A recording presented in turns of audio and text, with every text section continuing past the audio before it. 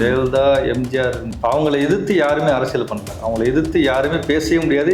இன்னொரு பக்கத்தில் கூட யாரையும் வந்து கட்சிக்காரங்க கலந்துட முடியாது. இப்போ பாஜக கூட்டணியில் இருக்காங்க. அவங்களுக்கு என்ன ஆசைன்னா ஜெயலலிதா இல்லை இறந்துட்டாங்க, இந்த கட்சியை கைப்பற்றணும் அப்படின்னு சொல்லிட்டு நிறைய சசிகலா அவர்களை வந்து சிறையில் தள்ளினாங்க. அப்புறம் ஓபிஎஸ் வந்து அவங்களுக்குள்ள கொண்டு வந்தாங்க. தர்மயுத்தம் நடந்தது. அதுக்கப்புறம் வந்து இபிஎஸ் புரிஞ்சுக்கிட்டாரு இதுதான் வந்து சரியான நேரம். விஜய் மற்றும் சீமானை வந்து அழைச்சிட்டே இருக்காரு கூட்டணிக்கு. ஒரு பக்கம் வந்து பாஜக நீங்க வந்து கூட்டணி ஆட்சி அப்படின்னு சொல்லிட்டு சொல்றாங்க. அவர் சொல்றாரு நான் தான் கூட்டணியோட தலைவர். பிஜேபியால் வந்து அதிமுக கட்சிக்குள்ள பிரச்சனை சொல்லியிருந்தாங்க. ஆனால் வந்து எடப்பாடி வந்து பிஜேபியில் ஒரு தலைவரே மாறினார். அண்ணாமலை அவர்கள் வந்து பாஜகவோட தலைவராக வரும்போது 2 பேரும் ஒரே சமூகத்தை சார்ந்தவர். ஒரே சமூகத்தில் வந்து 2 தலைவர்கள் அதுவும் பெரிய பெரிய கட்சியில் இருக்காங்க. எடப்பாடி ஈஸியாக ஹேண்டில் பண்ண சொல்லிட்டு ஒரு தற்கொலைன்னு நான் சொன்னார் அண்ணாமலை. அவர் பெரிய தலைவர், முதல்வராக இருந்தார். கிட்டத்தட்ட ஒரு 30-40 வருஷம் அரசியலில் இருக்கார். அப்படி இருக்கும்போது இதே டிமாண்டாக வச்சாங்க. அதிமுகவை பொறுத்த வரைக்கும் உங்களுக்கு என்ன தேர்தல் பிரச்சாரத்துக்கு போனால் கூட்டத்தை காமிக்கணும். நான் செலவு பண்ணி கூட்டத்தை கூட்டுறேன், இந்த செலவு பண்ணி நான் நாளைக்கு வாங்கவும் வாங்குவேன். ஸோ இதை தான் வந்து கம்மியாக பண்ணுவாங்க. நம்ம ஆளுங்கட்சியாக இருந்தாலும் எதிர்கட்சியாக இருந்தாலும் இவ்வளோ கூட்டம்ல.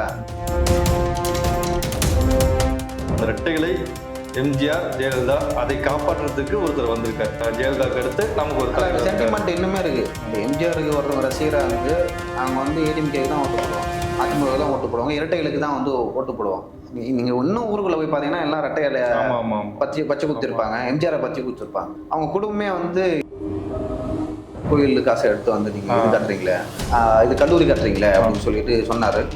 அதை திமுக வந்து குதிச்சாங்க. என்ன நீங்கள் வந்து பாஜக கூட இருக்கீங்க, அதனால தான் அப்படி பேசுறீங்க அப்படின்னு சொல்லிட்டு. அதுக்கு இன்னொன்று கேட்டார், உங்களுக்கு வந்து ரேஸ் நடத்த காசு இருக்குது, அதே போல் வந்து பேனா செலவு காசு இருக்குது, கல்லூரி கட்ட காசு இல்லையா அப்படின்னு சொல்லிட்டு ஒரு கேள்வி. 42 கோடியோ 44 கோடியோ கார் ரேஸுக்கு வந்து ஒதுக்குனாங்க. இப்போ அந்த காசு கார் ரேஸுக்கான பணம் எங்கே போனது? அதையும் கேட்குறாரு. ஒரு நாளுக்கான கூட்டு அது, ஓகேங்களா? அது அப்படி அதையும் கேட்குறாரு. இந்த மாதிரி எளிய மக்களுக்கு வந்து புரியும்படியாக வந்து. இன்னொரு விஷயம் வந்து மற்ற மாநிலங்களில் வந்து மற்ற கட்சிகள்லாம் எப்படி அழிக்கப்படுது, தமிழ்நாட்டில் வந்து அவரோட கட்சி எப்படி அழிக்க பார்க்குறாரு, இது எதுவுமே வந்து தெரியாமல் இல்லை எடப்பாடி பழனிசாமி. அவருக்கு எல்லாமே தெரியும், ஓகேங்களா? அதனால தான் வந்து அவர் சேலத்திலே இருக்கிறதுக்கான காரணமும் அதான். சென்னையில் வந்து வணக்கம் லியோ. வணக்கண்ணா. நல்லா இருக்கீங்களா? நல்லா இருக்கண்ணா. நீங்கள் எப்படி இருக்கீங்க? பயங்கரமான அரசியல் களம்லாம் சூடு பிடிச்சிச்சு. இபிஎஸ் இந்த பக்கம் பயணம் போகிறாரு, விஜய் இந்த பக்கம் மாநாடு இருக்கிறாரு. ரொம்ப களம் பயங்கரமாக சூடாகிட்டு இருக்கு. ஸோ முதல்ல நம்ம இபிஎஸ் பயணத்துலேருந்து நம்ம இப்போ பேச ஆரம்பிக்கலாம். தொடர்ந்து நம்ம அடுத்தடுத்த நிகழ்வுலாம் பேசுவோம். சரிங்கண்ணா. இபிஎஸ் பயணத்தை பற்றி நீங்கள் ஆரம்பித்ததுக்கு முன்னாடி, அறிவிச்சதுக்கு பிறகுலாம் எப்படி யோசிச்சிங்க நீங்களாம்? இல்லை, நான் எப்படி யோசிச்சேன்னா, என்ன எலெக்ஷனுக்கு இன்னும் 1 வருஷம் இருக்குது, அதுக்குள்ளே ஒரு ஆரம்பிக்கிறாரு அப்படின்னு சொல்லிட்டு நினச்சேன். ஆமாம், சரி இப்போ ஆரம்பித்தா அதுக்கான ஒரு தேவையே இல்லையே. எலெக்ஷன் டைமில் தான் வந்து அந்த காய்ச்சல் எலெக்ஷன் அந்த சூடு பிடிக்கும்ல, அந்த நேரத்தில் அப்போ தான் வந்து யார் கூட்டத்தை அதிகமாக கூட்டுறது, யார் காசு அதிகமாக கொடுக்குறது அப்படின்னு ஒரு போட்டி வரும். இல்லை, இப்படி ஒரு பழக்கம் இங்கே தமிழ்நாட்டில் எதுவுமே இருந்தது கிடையாது. முன்னாடியே 1 வருஷத்துக்கு முன்னாடியே, போன வருஷம் எனக்கு தெரிஞ்சு அக்டோபர்லேயோ நவம்பர்லேயோ ஆரம்பிச்சார். ஒரு 6 மாதம் முன்னாடி ஆரம்பிச்சார். இப்போ வந்து 1 வருஷத்துக்கு முன்னாடியே ஆரம்பிக்கிறார். இதுக்கு வந்து நிறைய காரணங்கள் இருக்குது. ஏன்னா வந்து ஒரு ஃபீல்டில் வந்து பாலிடிக்ஸே பண்ணல. அவர் எதிர்கட்சி தலைவர் ஆன பிறகு சில இஷ்யூவில் வந்து கட்சிக்குள்ளேயே அவ்வளோ பிரச்சனை இருக்கும்போது. ஆமாம், கட்சிக்குள்ளே நிறைய பிரச்சனை இருக்குது. ஆக்சுவலாக வந்து எம்ஜிஆர், ஜெயலலிதா அவர்கள்லாம் இருந்தாங்க. அவங்களுக்குலாம் வந்து ஒரு ஃபேஸ் வேல்யூ இருக்குது. அவங்களாம் வந்து க்ரௌட் புல்லர்னு சொல்லுவாங்க. அவங்கள பார்த்தாவே மக்கள்லாம் வருவாங்க. அப்படியான எந்த ஒரு விஷயமும் இவர்கிட்ட இல்லை, ஓகேங்களா? இவர் வந்து நான் கிளைக்கழக செயலாளர்லேருந்து வந்தேன்னு சொன்னார். அது 100க்கு 100 உண்மை. கட்சியில் இருக்கவங்க என்ன நினைப்பாங்க, ஒரு அந்த கட்சியில் மூத்த தலைவர்லாம் என்ன நினைப்பாங்க, நம்மளுக்கு கீழே அப்படிதான் ஓபிஎஸ் அப்படி நினைப்பாரு. அதே போல் அங்கே எல்லாருமே தான் கிட்டத்தட்ட குறிப்பாக ஓபிஎஸ் தான், பண்ருட்டி ராமச்சந்திரன்லேருந்து எல்லாமே அப்படி தான் நினைப்பாங்க, நம்மளுக்கு ஒரு அப்படின்னு சொல்லிட்டு. அப்போ வந்து இவர் எப்படி பொதுச் செயலாளராக ஏற்றுப்பாங்க? ஓபிஎஸ்ஸே ஏற்றுக்கல. ஃபஸ்ட்டு ஒருங்கிணைப்பாளர், துணை ஒருங்கிணைப்பாளர், இந்த பதவி தான் இருந்துச்சு. அதுக்கப்புறம் தான் வந்து ஒரு பிரச்சனையில் வந்து 2 எம்பி கொடுக்கணும். ஒன்று வந்து சிவி சண்முகம் கொடுத்தாங்க, மாநிலங்களவை எம்பி. இன்னொன்று வந்து தர்மர்னு சொல்லிட்டு ஓபிஎஸ்ஆர் கொடுத்தாங்க. ஸோ இது நல்லதில்லை அப்படின்னு சொல்லிட்டு தான் டிசைட் பண்ணுறாங்க, ஓபிஎஸ் அவர்களை வந்து நீக்கணும், இந்த பொதுச்செயலாளர் பதவி வேணும் அப்படின்னு சொல்லிட்டு. நீங்கள் சொன்ன மாதிரி கட்சியில் வந்து நிறைய பிரச்சனை இருக்குது. எப்பயும் வந்து அவர் மேலே ஒரு குற்றச்சாட்டு இருக்குது. ஒரு எதிர்கட்சி தலைவர் வந்து தலைநகரில் தான் இருக்கணும், இல்லை கட்சி ஆஃபீஸில் இருக்கணும், ஆனால் இருக்க மாட்டாரு. ஒரு சேலத்துக்கு போகிறாரு, சேலத்துலேருந்தே அரசியல் பண்ணுறாரு அப்படின்னு ஒரு குற்றச்சாட்டு இருந்துச்சு. ஸோ அதெல்லாம் தாண்டி ஏன் அவர் முன்னாடியே தேர்தல் பிரச்சாரத்தை ஆரம்பிச்சாரு அப்படின்னு சொல்லிட்டு நிறைய காரணங்கள் இருக்கு. இல்லை நீங்கள் இப்போ சொல்லும்போது சொன்னீங்கல்ல, ஜெயலலிதா எம்ஜிஆர் இருந்தாங்கல்ல, அவங்கள எதிர்த்து யாருமே அரசியல் பண்ணல, அவங்கள எதிர்த்து யாருமே பேசவே முடியாது. இன்னொரு பக்கத்தில் கூட யாரையும் வந்து கட்சிக்காரங்களோட கலந்துட முடியாது. அவங்களை தலைமைக்கு தெரிஞ்சுன்னா கட்சி விடுத்திக்கிடுவாங்க. ஆனால் இங்கே எடப்பாடி அவர்கள் கட்சி பொதுச்செயலாளர் ஆனதுக்கு சரி, அதுக்கு முன்னாடி சரி, அவங்கள எதிர்த்துக்கிட்டே கட்சிக்குள்ளே கூட இருக்கலாம். அப்படிலாம் ஒரு சூழல் அங்கே இருந்துச்சு. அந்த மாதிரி ஒரு கஷ்டமான காலத்து தான் வந்து எடப்பாடி அவர்கள் வந்து அதிமுக கைப்பற்றி அந்த அந்த தலைமைக்கு வந்தது இந்த நேரம். ஆக்சுவலாக வந்து பாஜகவுக்கு இப்போ பாஜக கூட்டணி இருக்காங்க, அவங்களுக்கு என்ன ஆசைன்னா ஜெயலலிதா இல்லை இறந்துட்டாங்க, இந்த கட்சியை கைப்பற்றணும் அப்படின்னு சொல்லிட்டு நிறைய வகையில் வந்து முயற்சி செஞ்சாங்க. சசிகலா அவர்களை வந்து சிறையில் தள்ளினாங்க. அப்புறம் ஓபிஎஸ் வந்து அவங்களுக்குள்ள கொண்டு வந்தாங்க, தர்மயுத்தம் நடந்தது. அதுக்கப்புறம் வந்து இபிஎஸ் புரிஞ்சுக்கிட்டாரு இதுதான் வந்து சரியான நேரம் அப்படின்னு சொல்லிட்டு அப்பாதி வந்து சசிகலா வந்து அவங்களுக்கு கொடுக்குறாங்க, கொடுத்துட்டு ஜெயிலுக்கு போயிட்டாங்க. கொஞ்ச காலம் வரைக்கும் வந்து நீங்க பாத்தீங்கன்னா அவர் டிடிவி கேட்டதா இருந்தார். டிடிவி என்ன சொல்றாரோ அதான் செய்வாரு. அதே போல டிடிவி ஆர்கே நகர்ல நிக்கணும்ல, ஆமா, அந்த அந்த எலெக்ஷன் வரைக்கும் அவர் அங்க இருந்தாரு. ஓகேவா, ஒருவேளை அந்த தேர்தலில் டிடிவி தினகரன் வின் பண்ணியிருந்தாருன்னா இந்நேரம் வந்து எடப்பாடி பழனிசாமி இந்த பொறுப்புல வந்துருக்க முடியாது, வாய்ப்பே கிடையாது. அது வந்து அந்த தேர்தலில் வந்து பணம் கொடுக்குறாரு, டிடிவி வின் பண்ணுவாரு. வின் பண்ணிட்டா திரும்பவும் வந்து சசிகலா குடும்பத்துக்கு வந்து இந்த கட்சி போயிடும் அப்படின்னு சொல்லிட்டு பிஜேபி வந்து அந்த தேர்தலில் வந்து நிறுத்தினாங்க, பணம் கொடுக்க போறாங்க. நிறுத்திட்டு அதுக்கப்புறம் தான் திரும்ப எலெக்ஷன் வந்தாங்க. அந்த கேப்ல தான் வந்து இந்த மாதிரி டிவி தினகரனுக்கும் அவங்களுக்கும் வந்து முட்டலாகி இவங்க வெளியே போனாங்க. அமமுக ஆரம்பிச்சாரு, அதுக்கு பிறகு போணுச்சுன்னு வச்சுங்களேன். ஆனால் தொடர்ந்து ஒரு மேலே இது மாதிரி சூழல்கள் இருக்கும்போது தேர்தலுக்கு முன்னாடியே இப்போ வந்து பிரச்சார பயணத்தை தொடங்கிட்டார். தொடங்குறப்ப வந்து எல்லாரும் என்ன எதிர்பார்த்தாங்கன்னா, அந்தளவுக்கு கூட்டம் கூடாது, இன்னும் அதாவது ஒரு வருஷத்துக்கு முன்னாடியே ஆரம்பிக்கிறாரு. 2024 தேர்தலையும் வந்து வாக்கு சதவீதம் வந்து கம்மியாயிடுச்சு, எப்படி இதெல்லாம் நடக்க போகுது அப்படின்னு சொல்லி நினைச்சாங்க. ஆனால் தொடர்ந்து கோயம்புத்தூர்ல ஆரம்பிச்சாங்க. கோயம்புத்தூர்ல வந்து மேட்டுப்பாளையத்தில் ஆரம்பிச்சாங்க. கொங்கு மண்டலம் எப்பவுமே வந்து அதிமுக ஸ்ட்ராங்கா இருக்கு. உனக்கு ஒன்று வந்து அதுக்கு வந்து நிறைய விஷயங்கள் இருக்கு. எம்ஜிஆர் வந்து அது ஒரு விஷயம். சரி, ஜெயலலிதா இருந்தப்போ வந்து ரொம்ப வந்து அந்த கட்டமைப்பு வந்து ரொம்ப முக்கியம், ரொம்ப முக்கியமான. சில ஜெயலலிதா கட்டமைப்பு வந்து ரொம்ப சூப்பராக உருவாங்க. 2016, 2011 தேர்தலெலாம் வந்து கொங்கு மண்டலம் அங்கே ஜெயிச்சதால் தான் அதிமுக ஆட்சியை பிடிச்சது. 2011 2016 கொங்கு மண்டலத்தில் வந்து மிகப்பெரிய வெற்றியை பெற்றாங்க. கிட்டத்தட்ட 60 தொகுதிக்கு மேலே வெற்றி பெற்றாங்கன்னு நினைக்கிறேன். ஸோ அதனால தான் ஆட்சியை பிடிச்சாங்க. இவங்க 91, 92 வாங்கினாங்க.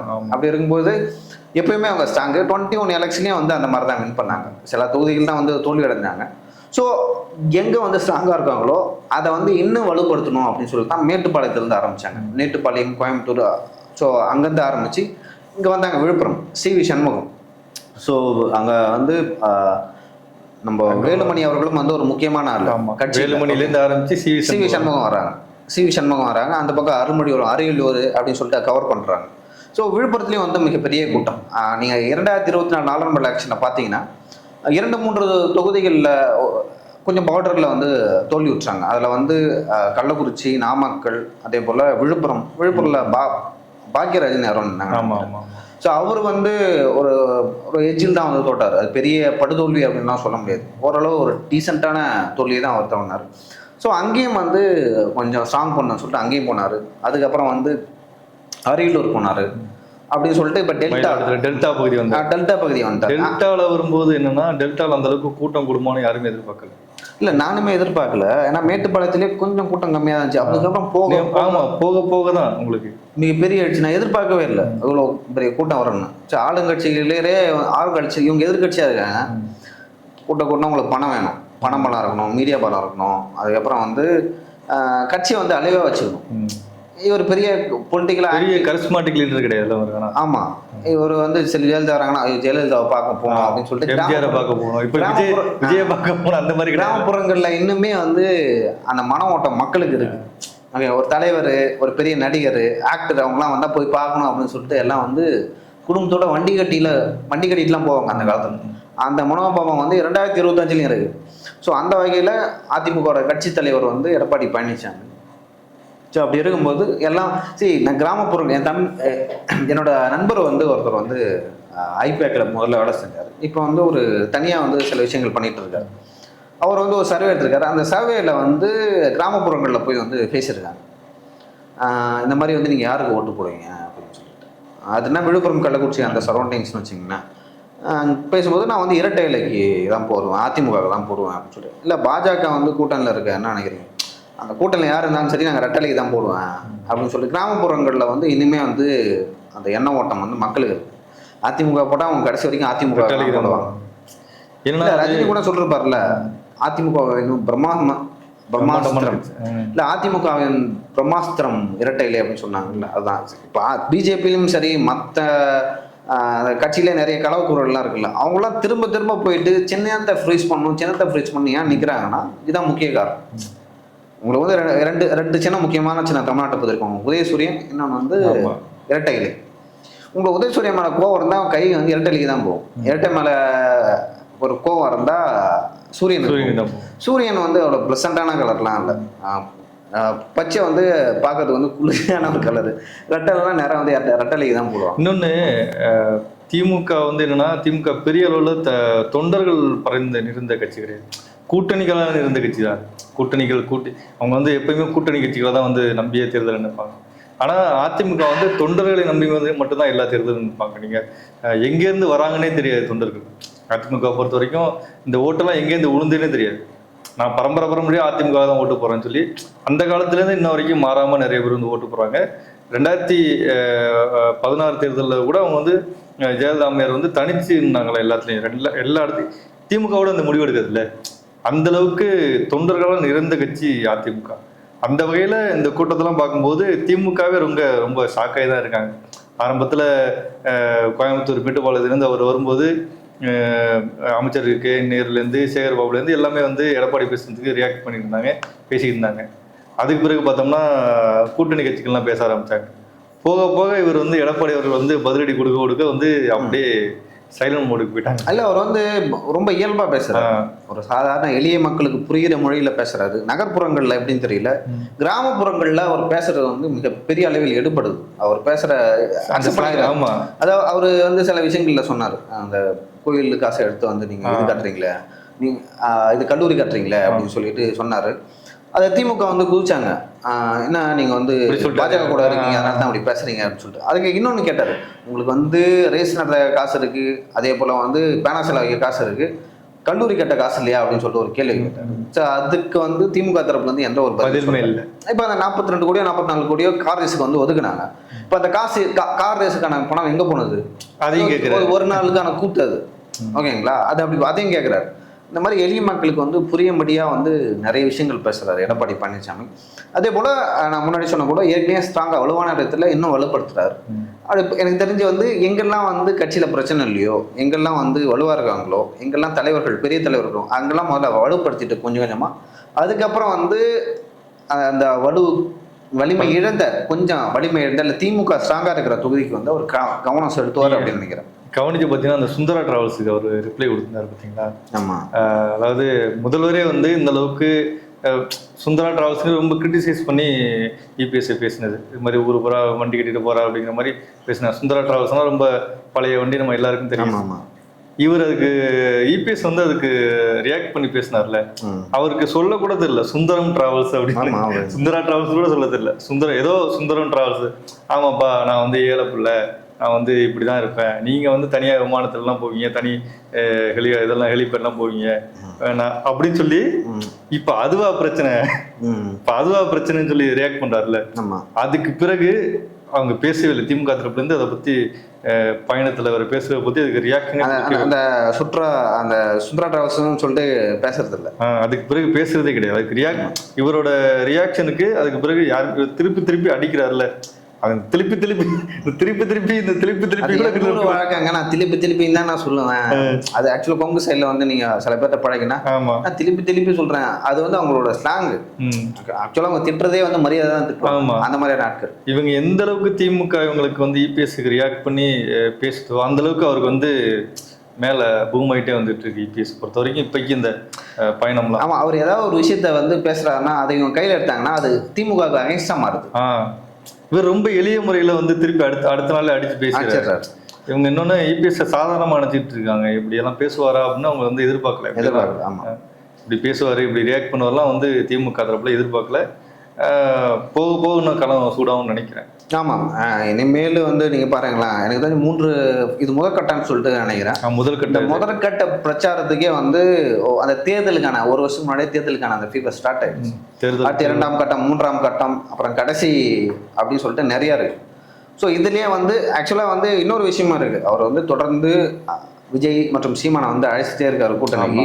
ஒரு பக்கம் வந்து பாஜக நீங்கள் வந்து கூட்டணி ஆட்சி அப்படின்னு சொல்லிட்டு சொல்கிறாங்க.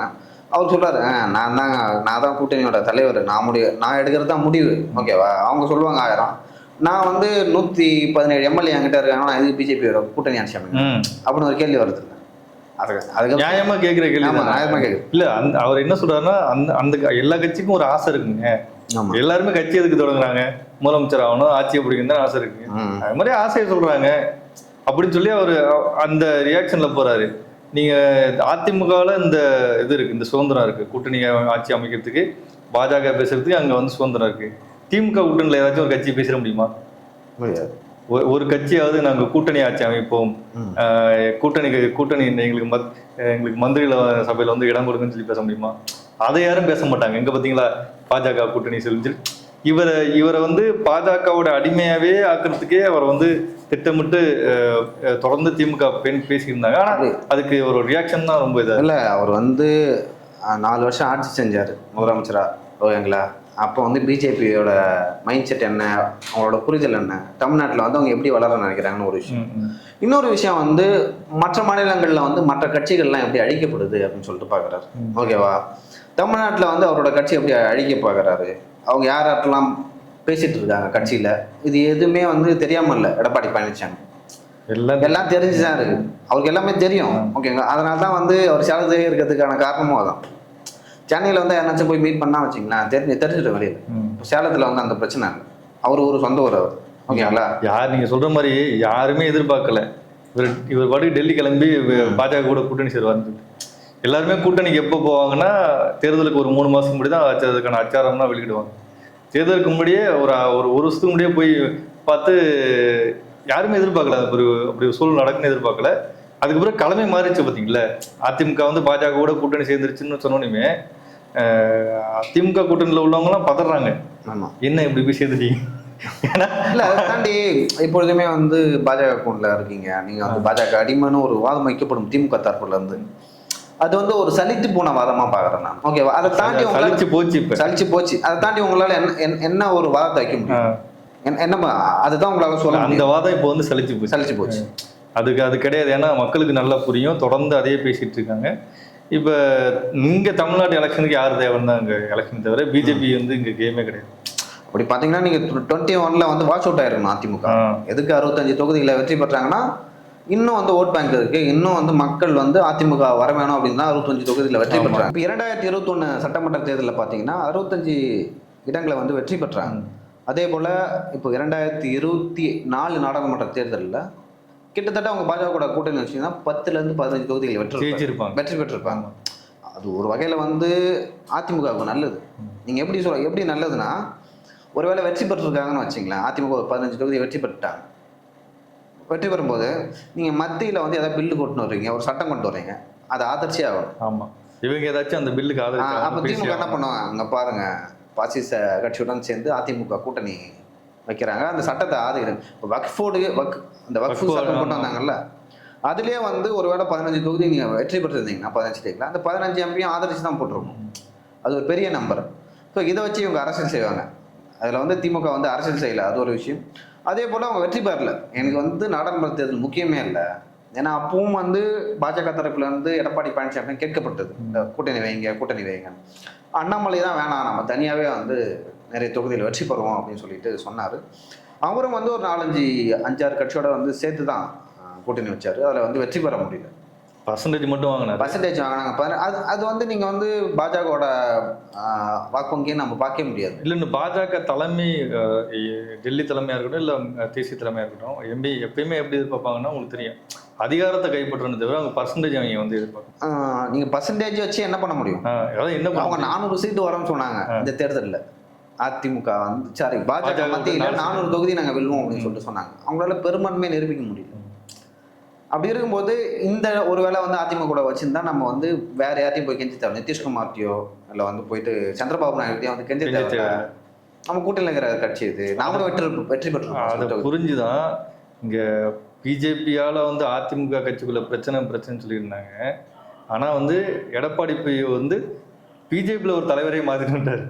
ஆமாம், அது அந்த ஸ்டோக்கை யாரும் பேச மாட்டாங்க. அதை அந்த எடப்பாடி வச்சு அந்த மூவ்மெண்ட் இருக்குல்ல, அதை வந்து அண்ணாமலையை தூக்கிட்டு நீங்கள் வந்து நயினாரை கொண்டு வாங்க சொல்லி இன்னொரு கட்சிக்குள்ளே போய் நீங்கள் தலைமை மாற்றுறது வந்து அது எவ்வளோ பெரிய விஷயம். அது ஒரு பெரிய விஷயம். அதை தாண்டி வந்து அண்ணாமலை அவர்கள் வந்து பாஜகவோட தலைவராக வரும்பொழுது 2 பேரும் ஒரே சமூகத்தை சார்ந்தவர். ஒரே சமூகத்தில் வந்து 2 தலைவர்கள், அதுவும் பெரிய பெரிய கட்சியில் இருக்காங்க. ஒருத்தர் தேசிய கட்சி, இன்னொன்று தமிழ்நாட்டில் வந்து பெரிய கட்சி. அதிமுகவுக்கும் திமுகவுக்கும் நான் ஒன்றும் ஒரே மாதிரி தான் பார்ப்பேன். அதை தாண்டி முன்னாடி அதிமுக வந்து ஒரு படி மேலே வாக்கு வங்கியில், ஏன்னா திமுக கூட்டணியால் ஜெயிக்குது, அதிமுக அப்படி இல்லை, தொண்டை கூட்டணி சொன்ன மாதிரி.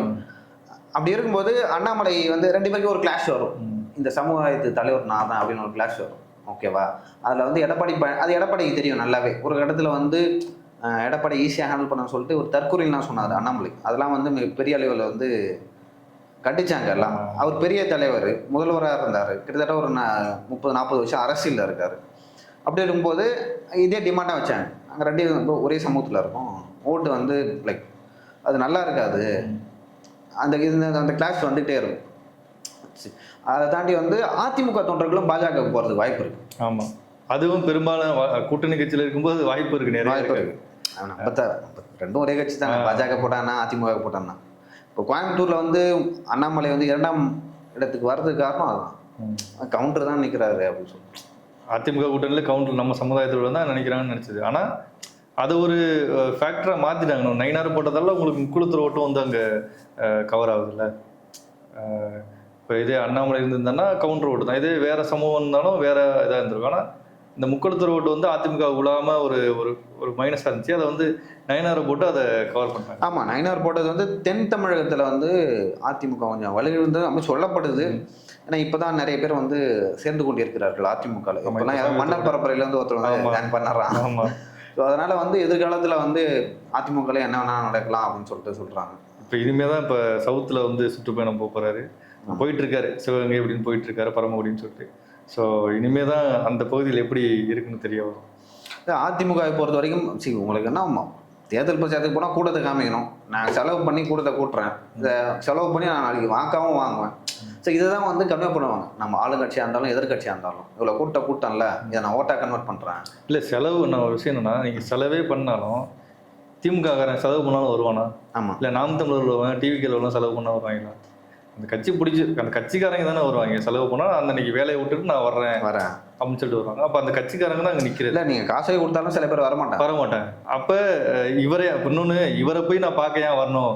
இவர் வந்து ஒரு சினிமா ஆக்டர் கிடையாது, இல்லை வந்து பெரிய பரம்பரையாக கருணாநிதி குடும்பத்தில் வந்து ஒரு குடும்ப தலைவர் கிடையாது, அப்படிலாம் எதுவும் கிடையாது. அப்புறம் இவரை போய் பார்க்கறதுக்கு வந்து கூடுறாங்கன்னா அதிமுக இரட்டை இலை, பணம்லாம் 2வது விஷயம்தான். பணம் 2வது விஷயம் தான். அன்னைக்கு விட்டு வேலையை விட்டுட்டு வர்றதுக்கு அவங்க கொடுக்கறத வாங்கிட்டு வராங்களோ 2வது விஷயம் தான். ஆனால் அந்த ஈர்ப்பு தான், அந்த ரெட்டைகளை எம்ஜிஆர் ஜெயலலிதா அதை காப்பாற்றுறதுக்கு ஒருத்தர் வந்திருக்காரு. அந்த தமக்கு ஒரு தலைவன் வந்துட்டார். எம்ஜிஆர் ஜெயலலிதாவுக்கு அடுத்து நமக்கு ஒரு தலைவர். சென்டிமெண்ட் இன்னுமே இருக்கு. இப்போ எம்ஜிஆருக்கு ஒருத்தவங்க ரசிகராக வந்து அவங்க வந்து ஏடிஎம்கேக்கு தான் ஓட்டு போடுவாங்க, அதிமுக தான் ஓட்டு போடுவாங்க, இரட்டைகளுக்கு தான் வந்து ஓட்டு போடுவாங்க. நீங்கள் இன்னும் ஊருக்குள்ளே போய் பார்த்தீங்கன்னா எல்லாம் ரெட்டையில பச்சை குத்திருப்பாங்க, எம்ஜிஆரை பச்சை குத்திருப்பாங்க. அவங்க குடும்பமே வந்து இரட்டை இலை அதிமுக குடும்பமாக இருக்கும். நானே 2024 தேர்தலில் சவுத்தில் கிரவுண்டில் ஒர்க் பண்ணும்போது அங்கேயே சொல்லியிருக்கேன், ரெட்டலை யாருக்கு இருக்கோ அவங்களுக்கு ஓட்டு போடுவான். அது வந்து டிடிவிட்ட இருந்தாலும் சரி, இல்லை வந்து முக்குளத்தூர் சமுதாயத்திலேயே சொன்னாங்க, யார்கிட்ட இருந்தாலும் நாங்கள் ஓட்டு போடுவோம். அது ஓபிஎஸ்ஸாக இருக்கட்டும், இல்லை எடப்பாடி இருக்கட்டும், யாராக இருந்தாலும் ரெட்டலைக்கு ஓட்டு போடுவோம். அந்த ஃபேக்டர் தான். ஆக்சுவலாக ரெட்டை இலை யார்கிட்ட இருக்கோ அவங்களுக்கு தான் கட்சி இருக்குது. நம்ம என்னதான் வந்து அம்மா மக்கள் முன்னேற்ற கழகம் அப்படி ஆரம்பிச்சாலும், ஓபிஎஸ் வந்து 2 முறை முதல்வராக இருந்தாலும், சசிகலா அவர்கள் வந்து அவங்க ஜெயலலிதா கூட இருந்தாங்க தோழி அப்படின்னு அவங்க சொன்னாலும், இரட்டையில யாருக்கிட்ட இருக்கோ அதுதான் வந்து அதை வந்து தெளிவா இபிஎஸ் புரிஞ்சு வச்சிருக்காரு. இபிஎஸ்ல மக்களும் புரிஞ்சிருக்காங்க. நீங்க சொன்னீங்கல்ல யாருக்கு ஓட்டு போடுவோம். அதான் என்னை பொறுத்த வரைக்கும் இந்த எடப்பாடி பழனிசாமி அவர்களோட முதல் கட்ட தேர்தல் பிரச்சாரம் என்பது மிக சிறப்பாக பெரிய வெற்றி தான். இல்லை ஆளுங்கட்சியாக வந்து கொஞ்சம் திணறி இருக்காங்க. எப்படி இவ்வளோ கூட்டம் முடிஞ்சது? மறுபடியும் அடுத்த நிகழ்வுல சந்திப்போம். மிக்க நன்றி. ரொம்ப நன்றி.